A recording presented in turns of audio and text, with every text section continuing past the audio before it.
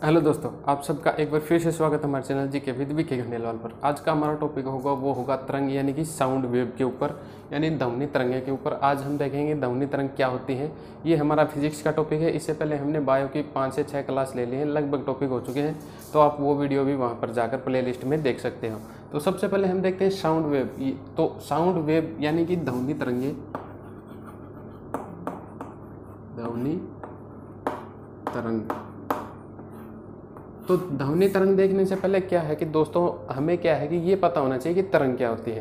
तो तरंग क्या होती है दोस्तों, जैसे कि ध्वनि तरंगें हैं, जैसे हमारी या ये नाभिकीय ऊर्जा होती है, प्रकाशीय ऊर्जा होती है, इसी प्रकार दोस्तों ध्वनि भी एक ऊर्जा होती है, जो कि क्या है कि कंपनों के माध्यम से, कंपन जो हम बोलते हैं तो कंपन उत्पन्न होते हैं। तो वो कंपन क्या है कि दोस्तों ऊर्जा के रूप में होते हैं।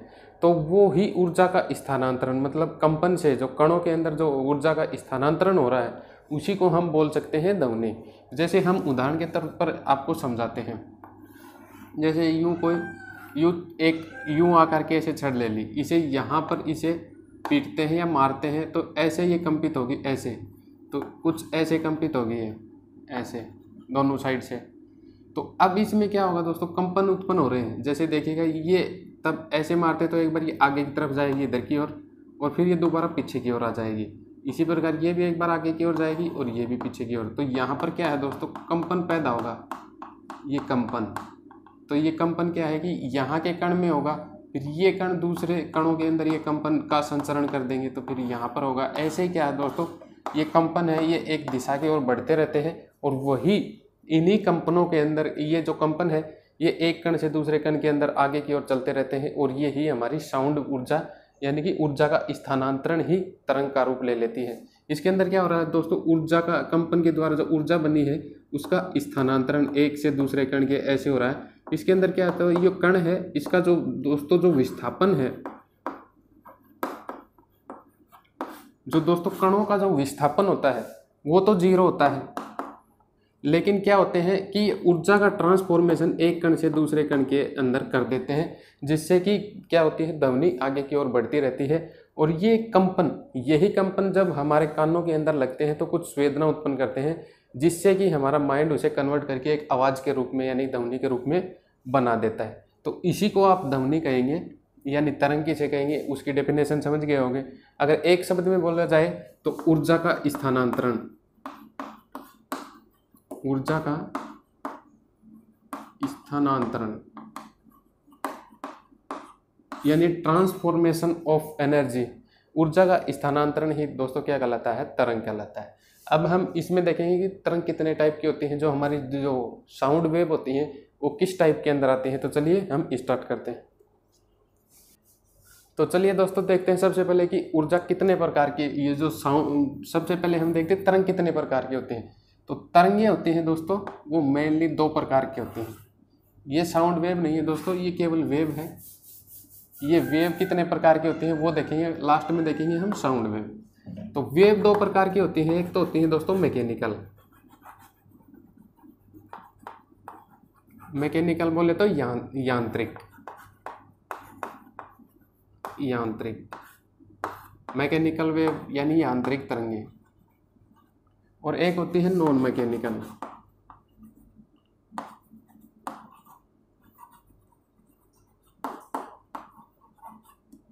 नॉन मैकेनिकल वेव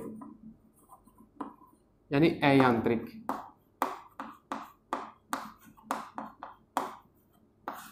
तरंग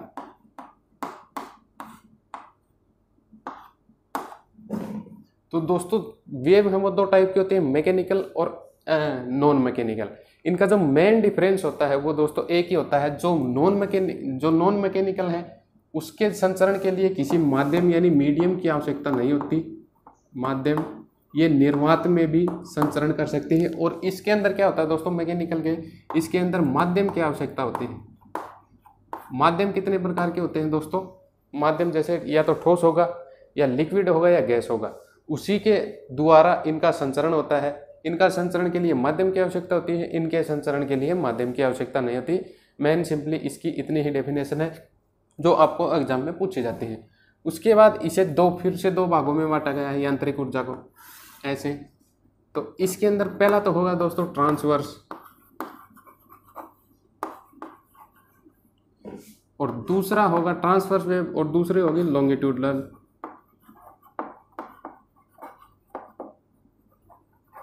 वेव ट्रांसवर्स को कहते हैं दोस्तों हिंदी में अनुप्रस्थ, और इन्हें कहेंगे आप अनुदैर्ध्य।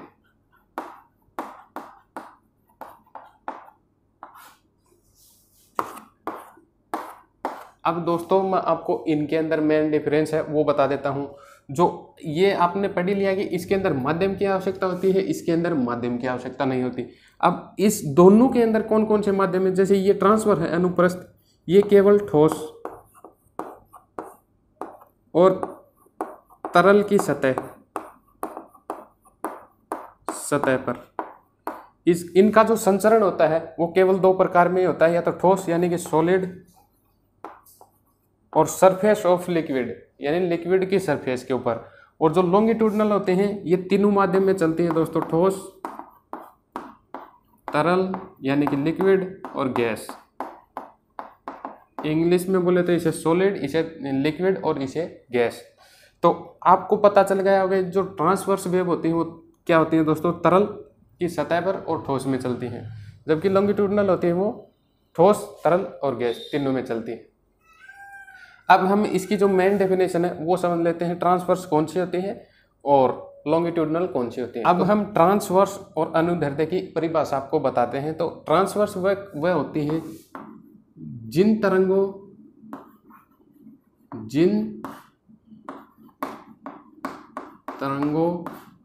में कंपन संचरण की दिशा के लंबवत हो, मतलब जिन तरंगों में कंपन है वो संचरण की दिशा के लंबवत हो तो वो ट्रांसवर्स वेव कहलाती हैं दोस्तों। ये आपको एक उदाहरण के माध्यम से मैं समझाकर यहाँ पर बताता हूँ। जैसे यहाँ पर एक दीवार ले ली हमने और इससे एक टाइट रस्सी को हमने यहाँ पर बांध दिया और एक आदमी को यहाँ पर ये रस्सी पकड़ाकर हमने खड़ा कर दिया है। यूं एक आदमी को ये रस्सी पकड़ाकर यहाँ पर खड़ा हो चुका है। अब क्या करता है, ये इस रस्सी को यूं हिलाता है एक बार, तो इसके अंदर क्या है कि दोस्तों ऐसे कंपन उत्पन्न होते हैं। जैसे ऐसे यूं हिलाया तो रस्सी यूं होगी, तो यही क्या होता है दोस्तों, जो टाइट रस्सी है इसको बांध कर यूं करने से जैसे जो तरंग उत्पन्न होती है वो ट्रांसवर्स तरंग उत्पन्न होती है। इसमें कैसे, ये जिन तरंगों में कंपन संचरण की दिशा के लंबवत हो, मतलब ये रस्सी है इसका जो संचरण हो रहा है तरंगों का वो इस दिशा में हो रहा है और इस दिशा के लंबवत बोले तो ये जो कंपन हो रहा है ये जो कणों का अधिकतम विक्षोभ यानी अधिकतम विस्थापन है, यही इसके ऊपर लंब डालता हुआ चल रहा है। देखिएगा ऐसे ये लंब डालता हुआ यहाँ पर चल रहा है, तो ये क्या है, इसके लंबवत है। जिन तरंगों में कंपन संचरण की दिशा के लंबवत हो, मतलब इनके जो कंपन हो रहे हैं वो इसके संचरण की दिशा के लंबवत पड़ते जा रहे हैं, तो यही हमारी ट्रांसवर्स वेव होती हैं, जो कि एक तनी हुई रस्सी इसका उदाहरण है। और एक है पानी की सतह में, मतलब ये पानी है, इसके अंदर हमने कोई पत्थर मारा तो अब ये ऐसे ऐसे किनारों की तरफ ऐसे ऐसे एक लहर सी बनी हुई आपको दिखाई देगी, तो वो भी किसका उदाहरण होगा, वो ट्रांसवर्स वेव का होगा। तो आप ये ट्रांसवर्स वेव समझ गए होंगे दोस्तों। अब हम देखेंगे कि लॉन्गिट्यूडनल वेव में किस प्रकार से संचरण होता है, तो इसको एक बार हम इरेज कर देते हैं। अब हम देखेंगे लॉन्गिट्यूडनल वेव का जो डेफिनेशन है, तो इसके अंदर होगा दोस्तों जिन तरंगों में कंपन संचरण की दिशा के अनुदिश हो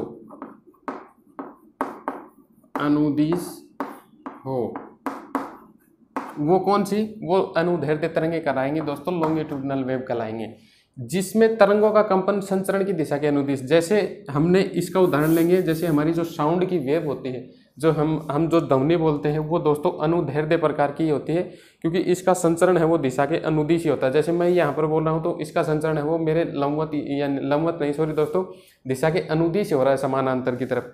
तो ये हो गई। पहले हम अनुदैर्ध्य तरंगों का एक उदाहरण देख लेते हैं। जैसे स्प्रिंग होती है यूं, ये कोई स्प्रिंग है, इसको क्या है कि हम एक साइड से खींच लेते हैं, यहाँ पर इस साइड से एक बार खींचते हैं और फिर खींचकर यहाँ पर इसे इतना लंबा कर लेते हैं